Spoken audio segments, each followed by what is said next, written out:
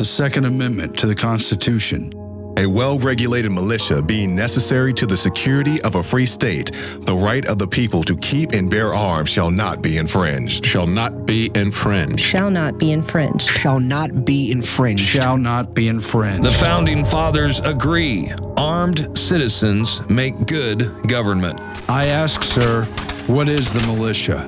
It is the whole people. Who is the militia? Are they not ourselves? To disarm the people, that is the best and most effective way to enslave them.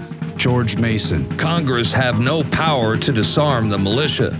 Their swords and every other terrible implement of the soldier are the birthright of an American. Tench Cox, 1788.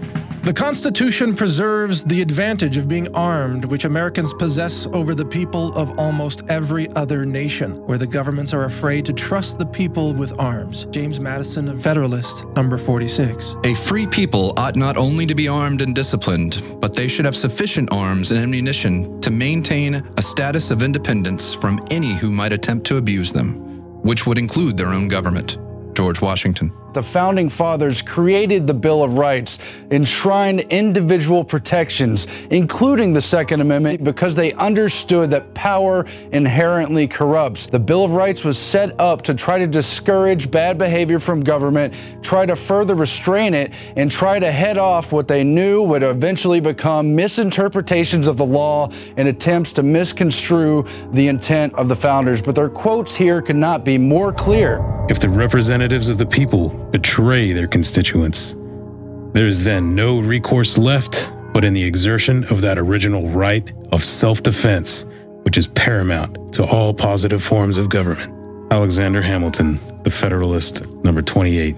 Are we at last brought to such a humiliating and debasing degradation that we cannot be trusted with arms for our own defense? Patrick Henry. The Constitution shall never be construed to authorize Congress to prevent the people of the United States, who are peaceable citizens, from keeping their own arms. Samuel Adams. The right of citizens to bear arms is just one more guarantee against arbitrary government, one more safeguard against the tyranny which now appears remote in America, but which historically has proved to be always possible. Hubert Humphrey, 1960. When governments fear the people, there is liberty. When the people fear the government, there is tyranny. The strongest reason for the people to retain the right to keep and bear arms is, as a last resort, to protect themselves against tyranny and government. Thomas Jefferson. The best we can hope for concerning the people at large is that they be properly armed. Alexander Hamilton. The very atmosphere of firearms anywhere and everywhere restrains evil interference. They deserve a place of honor with all that is good.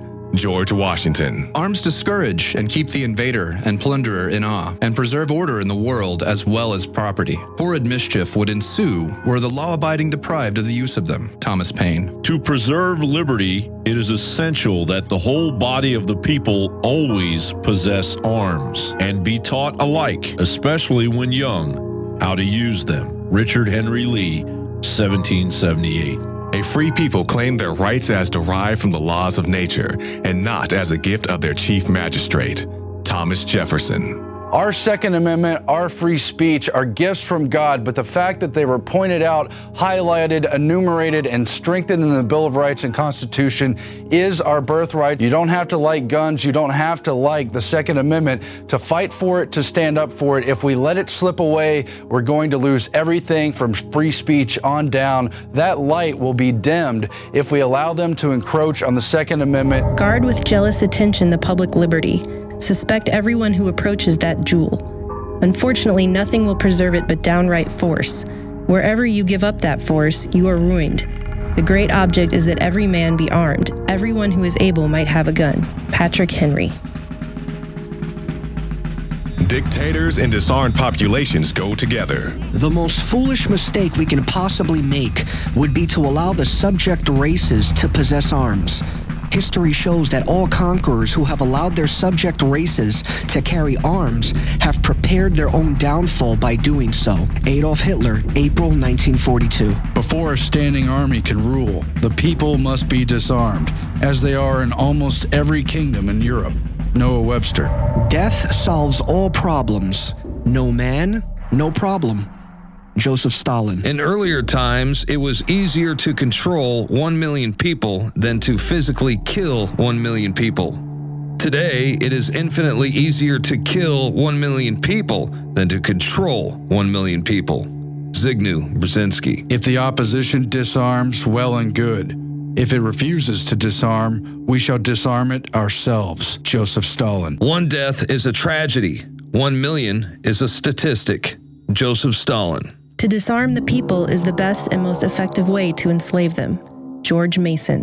And tyranny always follows disarmed populations. It's the history of democide. It's what naturally happens when power is too concentrated in one man, in one centralized government, in one tyrannical system, as we now see worldwide. We were supposed to set up checks and balances in an attempt to create better government. Instead, we let our guard down and the corporations have taken over. It is the duty of the patriot to protect his country from its government.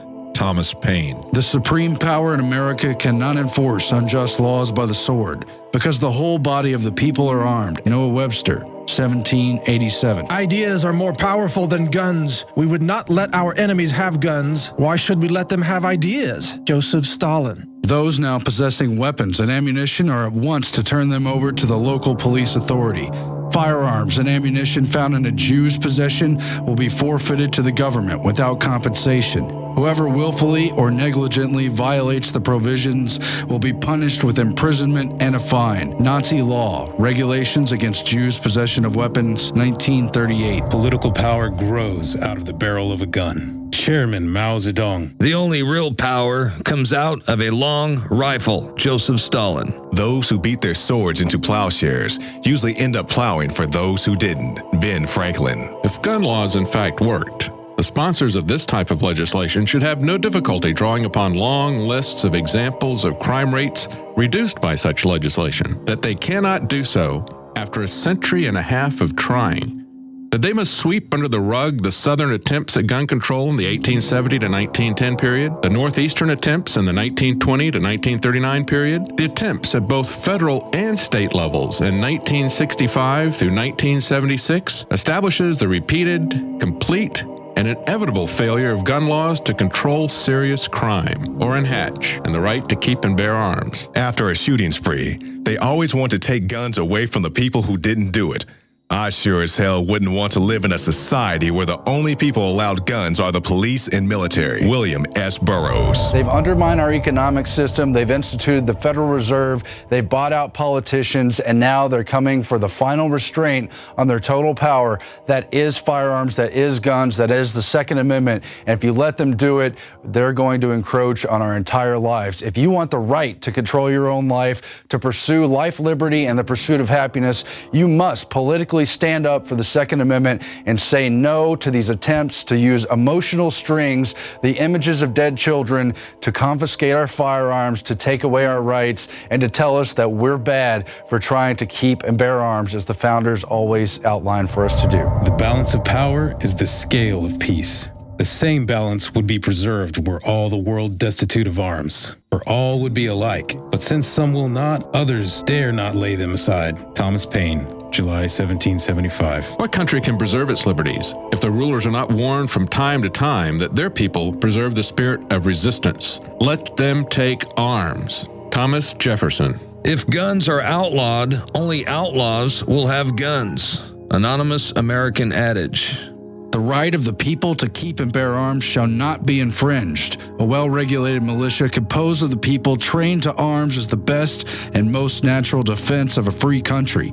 James Madison, June 8, 1789. Education is a weapon whose effects depend on who holds it in his hands and at whom it is aimed. Joseph Stalin.